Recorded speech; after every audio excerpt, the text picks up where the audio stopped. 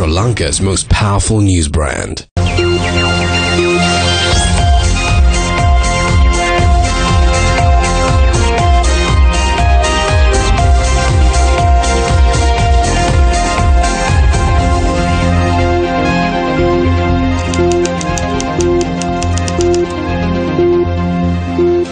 Good evening and welcome to our viewers on TV1 and listeners on Yes 101. I'm Silva. And I'm Arundhati Budannayaka. Let's take a look at the stories making headlines this evening. Supreme Court informs President's tenure is 5 years. 928 kilograms of cocaine destroyed in public for the first time in Sri Lankan history. Maithripalas Surasena appointed as the new chairman of Court of Appeal. IMF's assistance sought to restructure CBSL.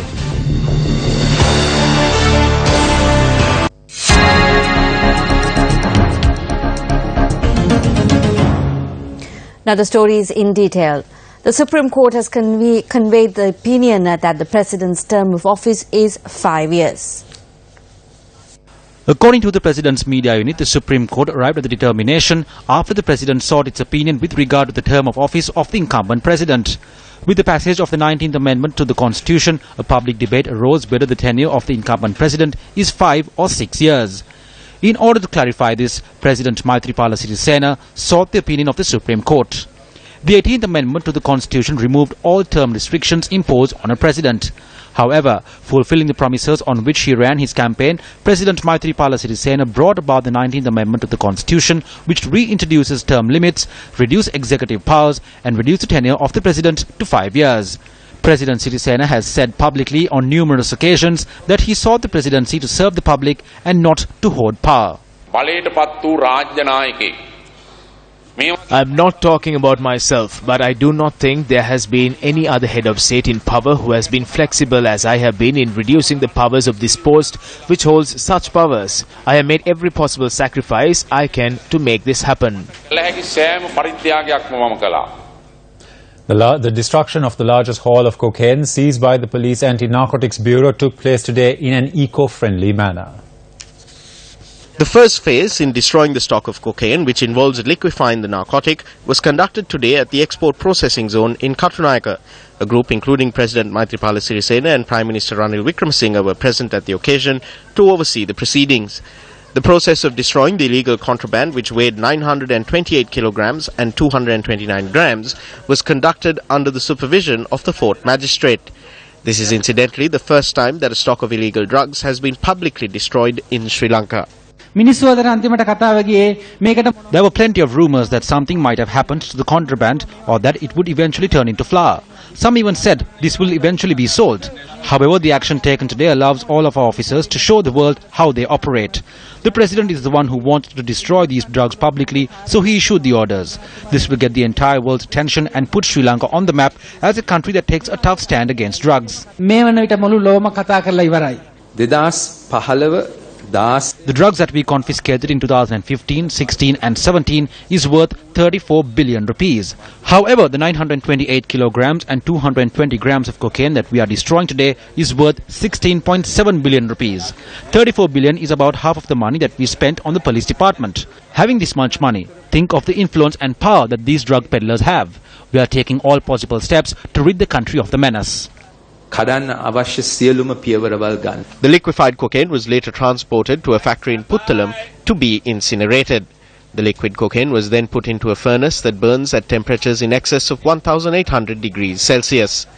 The haul was confiscated on the 9th of December when officials of the Police Anti-Narcotics Bureau inspected a ship that had arrived at the Colombo port. The vessel had been sailing to the port of Mundra in India from Ecuador via Belgium. The drugs were hidden inside a shipment of teak timber. Good evening and welcome to the Newsfirst newsroom. I'm Ramesh Irugal Bandara. Thank you for joining us on TV1 and on Yes FM. Well, it seems like there's a new teacher for the subject of journalism in town. I'm talking about a media report that was published on one of the newspapers today, and it was made by none other than Minister Lakshman Kiriyalla. The headline reads, "Fake media will learn a lesson on the 10th of February, Minister Kiriyalla." Now in this article, Minister Kiriyalla says that if the media went beyond their limit of freedom, they would learn a good lesson on the 10th of February. Let's first take a look at the headline, fake media. Now this term fake media was popularized by none other than the incumbent president of the United States, Donald Trump. He used it well in his campaign, and he's using it well throughout his presidency as well. Maybe the United National Party, maybe Minister Lakshman Kiriyalla is taking a leaf out of Donald Trump's playbook. However, Minister Kiriyalla, he might not be the best example or might not be the best playbook to take a leaf out of, because if you forget, Donald Trump did win the presidency, but he still lost the majority vote in the US presidential election. Disregarding that, seems like, Minister Kiriyalla is under the impression that the people will be voting at the February 10th local government election with the aim of teaching the media a lesson and not to fix the issues that are plaguing their local areas. Now, the question is, why is Minister Kiriyalla so cross with the media? Is it because the media has been constantly highlighting issues that have been plaguing the Ministry of Highways and Higher Education?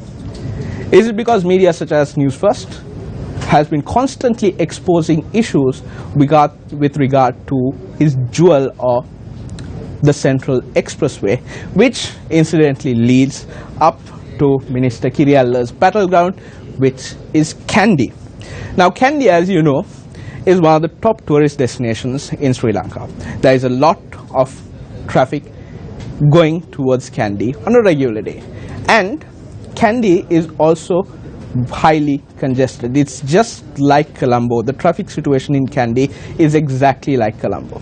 Now, it's been 3 years since Minister Kiriyalla was in government under the Yahapalana government, and over these 3 years, it seems that he has not been able to do anything much about the traffic situation in Kandy. Now, Kandy also suffers another problem because, according to records, it has one of the worst air pollution in any Sri Lankan city. Imagine what will happen once the Central Expressway is completed and there's more traffic heading into Kandy. Well, there are 2 more years. Let's hope that Minister Kiriyalla can do something in the remaining time period at least to ease the traffic situation in Kandy once the Central Expressway is built.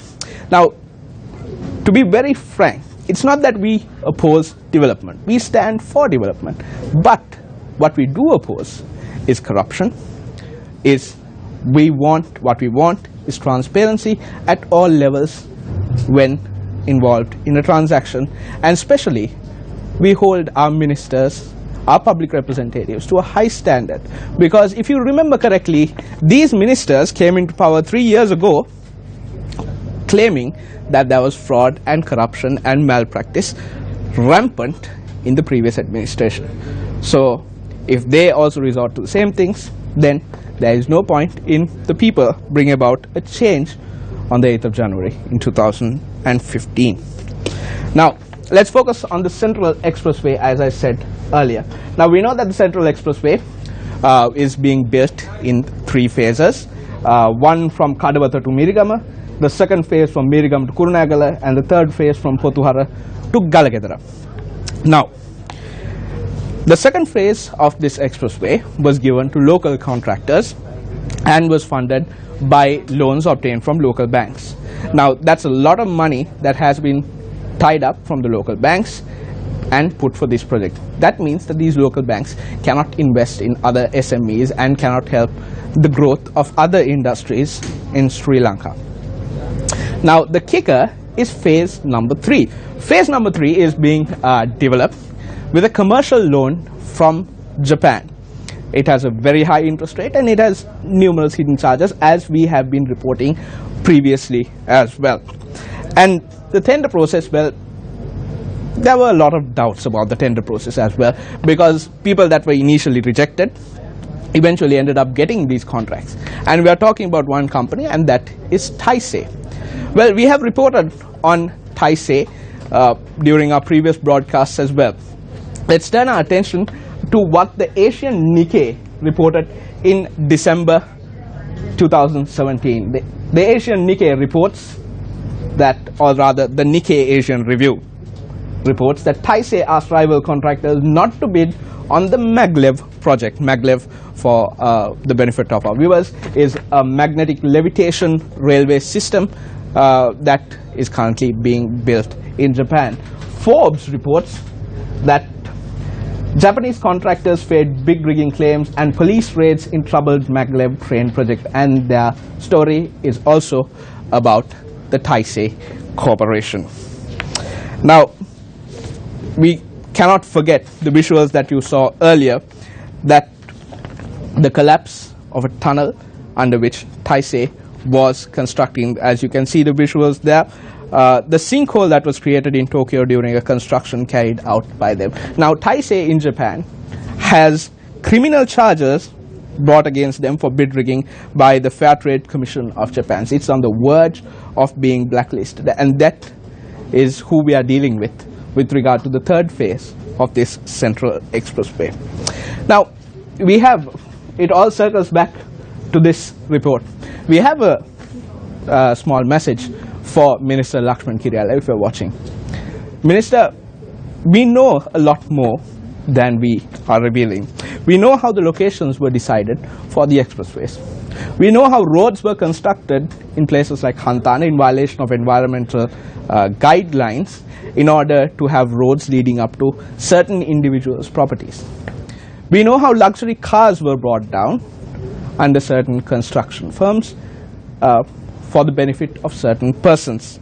We know all these things.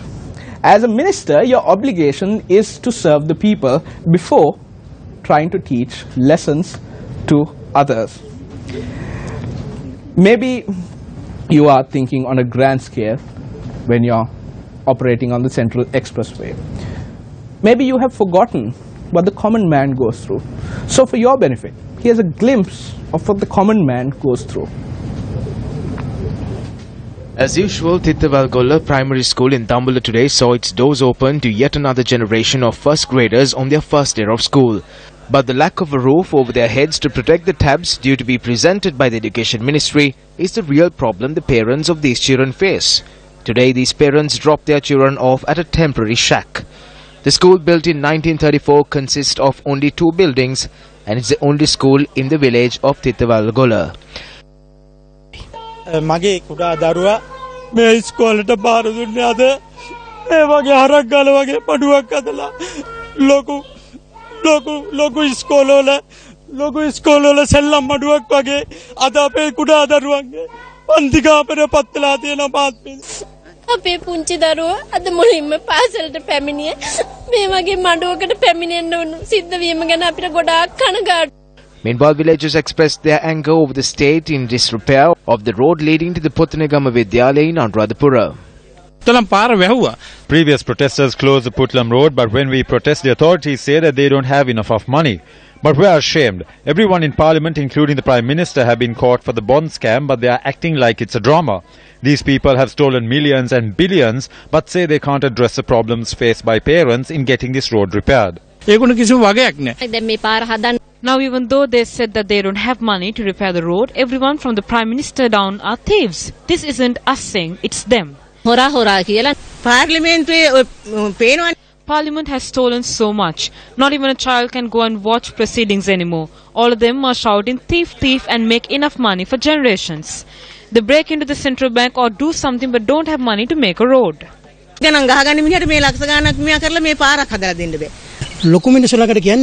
When we go to big people, they say they have no money. But here we see that they break into the central bank during the middle of the day, but nobody knows where that money went.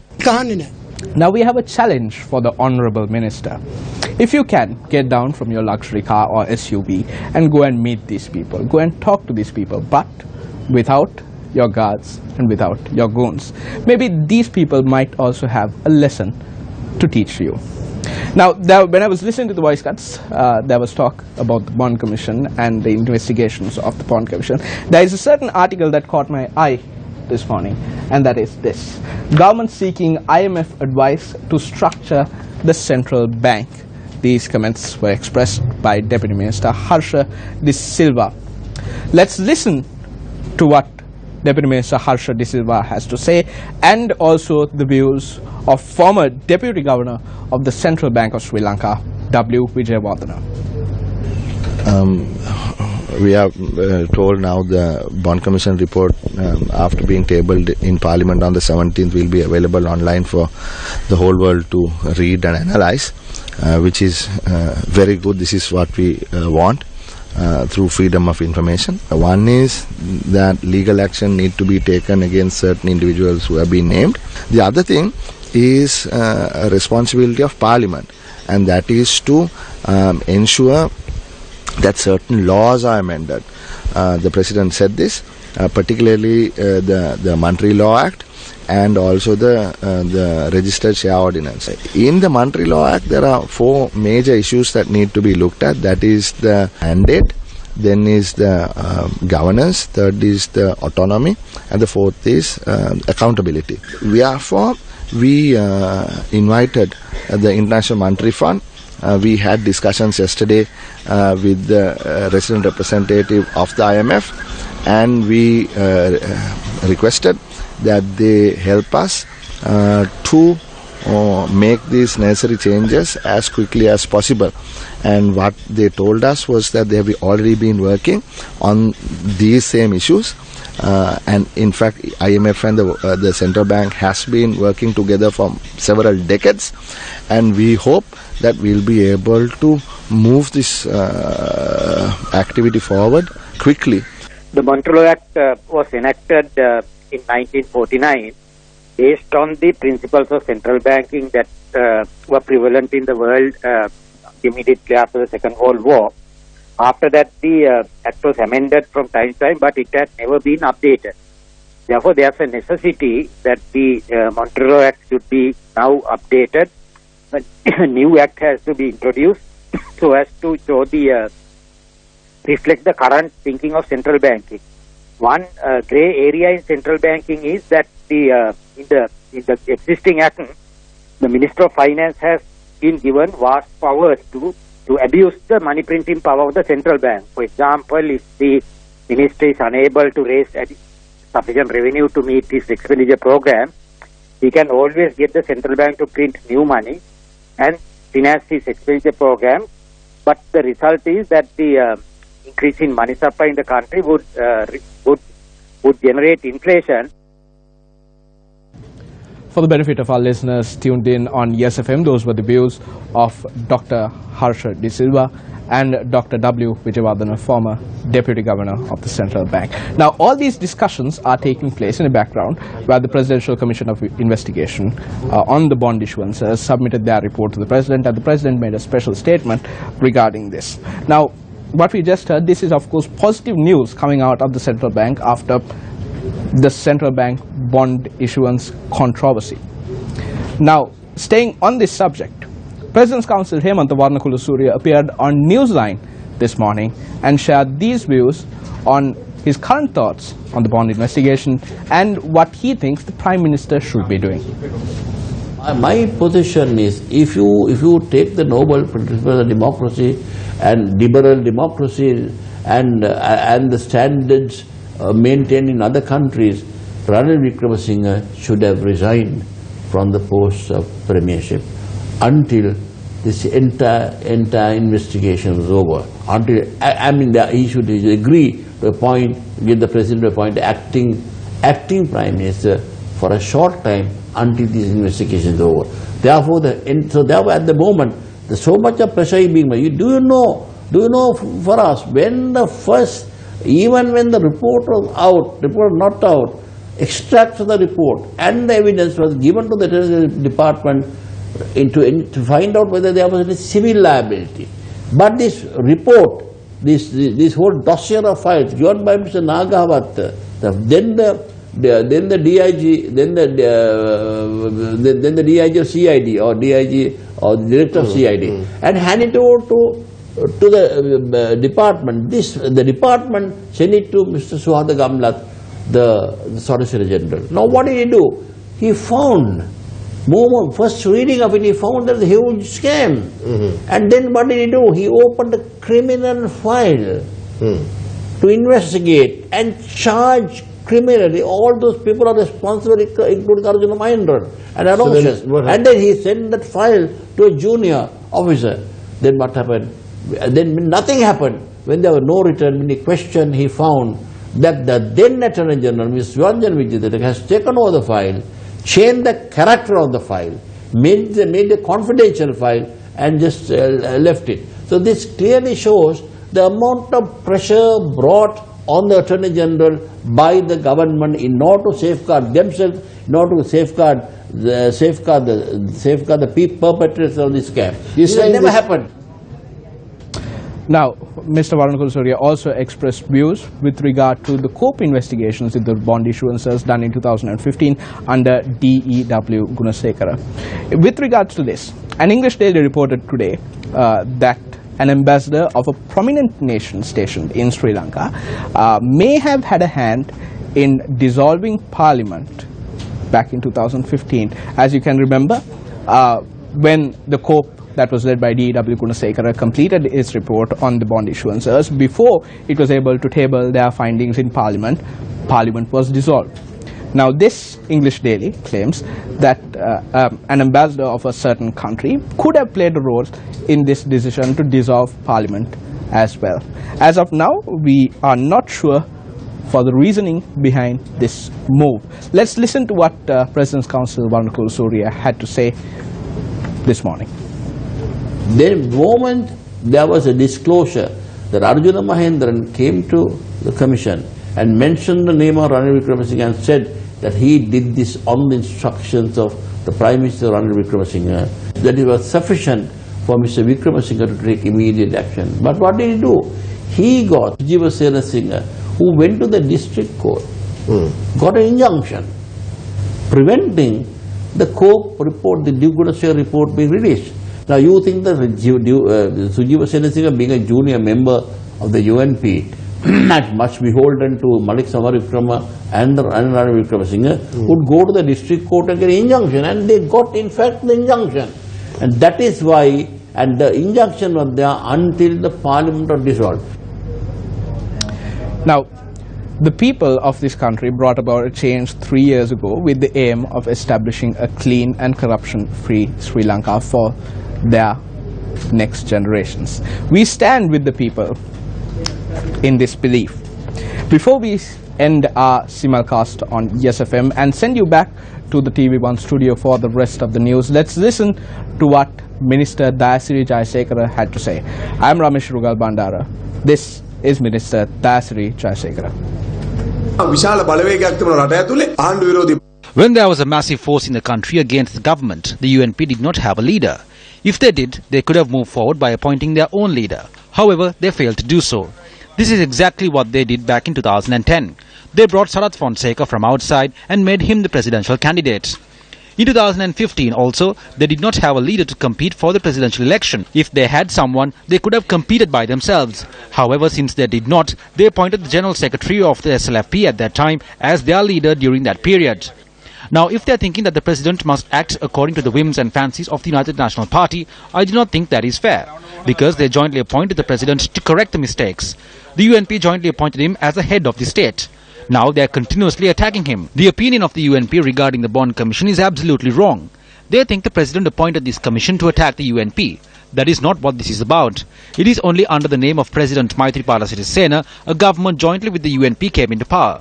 Therefore, the president has a responsibility to move forward. If he sees that there is something wrong in the process, he has the authority to take lead and take steps against the bond scam.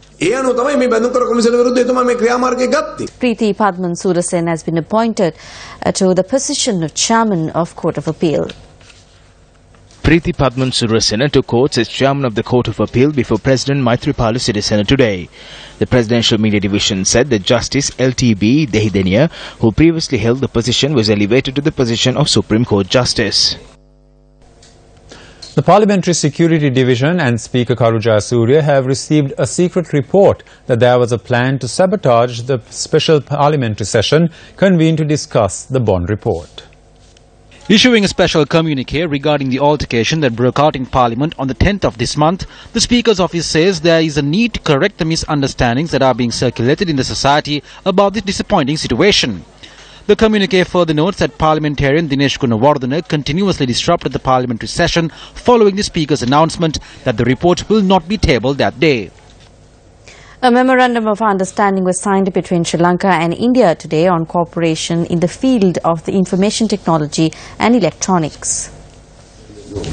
The MOU was signed by Minister of Telecommunication and Digital Infrastructure Harin Fernando and India's Minister of Law and Justice and Electronics and Information Technology Ravi Shankar Prasad.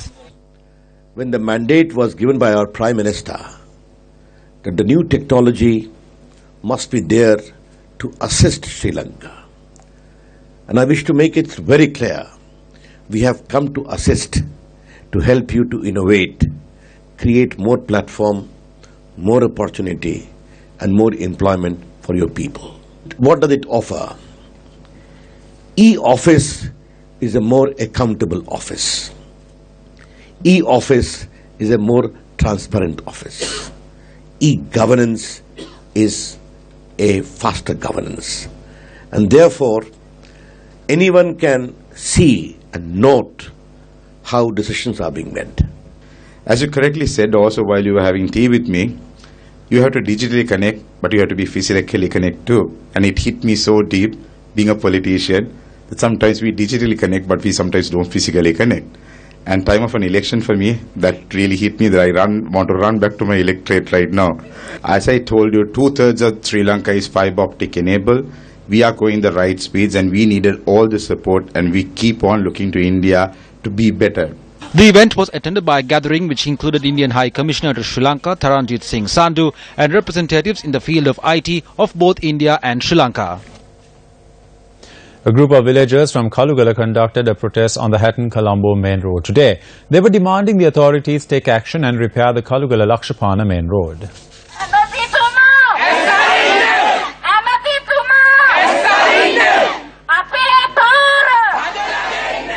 Villagers from Lakshapana, Polpitia and Kaluwagala villages were among those who joined the protest. They say that the 12-kilometer road from Kaluwagala to Lakshapana has fallen into a state of disrepair. The road was built 70 years ago and no repairs have been done since. This road is the main access road to 5 main power stations. Due to a court order issue, the protest was conducted in a manner which did not disrupt commuters. Everyone's wish is that this road running from Kaluwagala to Lakshapana through Norton will be carpeted. This road leads to 5 power stations. Nothing has been done for our road by any government. Another protest was reported from down south where residents complained that the construction of the railway track from Maithripalas to Kataragama via Verahara has disrupted their lives. They say that the irregular construction of the railway track has led to many issues. It rained day before yesterday. All of our houses got submerged. The rooms and bathrooms, everything was underwater. It was with great difficulty that we cleaned the room. None of these officials are to be found. We will not let them build the rail tracks. During the protest, an officer representing the Chinese construction company and another from the local contractor arrived at the scene. After discussions, both parties, the protesters, stated that they want a response in writing. Well, that's a look at Primetime News for tonight. Thank you very much for joining us. I'm Arundhati Mudannaika. And I'm Silva. Take care and good night.